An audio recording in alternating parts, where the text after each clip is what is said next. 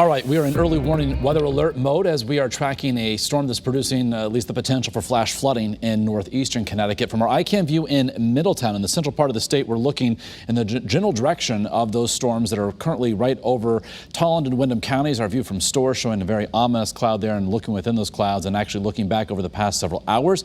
We've got early warning pinpoint Doppler in a mode that is looking at the radar estimated rainfall totals. And this is important because in a very short window of time, we've seen between 3 and 4 inches of rain just around and to the west of Eastford, also say south of Ashford, over towards Storrs, between 2 and 3 inches of rain where you see that swath of yellow. So very heavy rain leading to this concern for flash flooding, poor drainage flooding. If you're out driving, of course, if you come across a road that is covered in water, turn around, find an alternate route. So get you back into the more traditional reflectivity mode here, and you can still see rain is ongoing, and this is now a loop over the last 30 minutes showing that these storms are basically training like a train on its tracks, going over the same locations repeatedly, and that is why this flash flood warning is in effect, and it's in effect until 7:45 this evening. Elsewhere across Connecticut, it's just a warm and otherwise muggy evening as these storms are really just impacting the quiet corner of our state, and they're in advance of a cold front that's going to eventually bring some slightly cooler and also slightly less humid air. So here in the 5 o'clock hour, we've got temperatures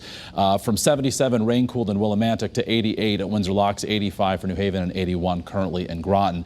The wind has switched to the west at Windsor Locks, also from Danbury, so that front is beginning to push into southern New England, and eventually that west and northwesterly wind will filter some of that drier, cooler air into the state. So dew point values across, say, western Connecticut down a little bit in the low 60s as opposed to still near 70 across eastern Connecticut. So as we look throughout the region, again, we've got a front that is making its way through, and then we've got a disturbance aloft that's going to pivot out of Canada down across southern New England tomorrow. That will give us another round of some spotty afternoon showers, perhaps some thunderstorms. But again, we're in the 80s now here in southern New England. That cooler air not far from us. Tomorrow, a little bit cooler than today. So here's a check of Futurecast. Tomorrow's weather today showing any lingering showers this evening will dissipate, especially as we head toward and past sunset. So where we've seen some rain today, some patchy fog will develop, and then tomorrow we'll start the day dry, but during the afternoon you can see again the spotty nature of showers and storms that develop across southern New England. They could produce some heavy rain. Not looking at any major widespread severe threat, so some good news there. Temperature-wise to start our Tuesday, mid-60s. By tomorrow afternoon, say between 80 and 85. We go even cooler for Wednesday and Thursday, highs in the lower 80s, morning lows in the lower 60s. Then as we head toward the end of the week, a storm system will pivot a warm front across southern New England, bringing us more humidity and eventually warmer weather, but as well a chance for some showers and storms as we close out the week. Then the upcoming weekend, 90 or better for Saturday and Sunday, morning low temperatures back to near 70.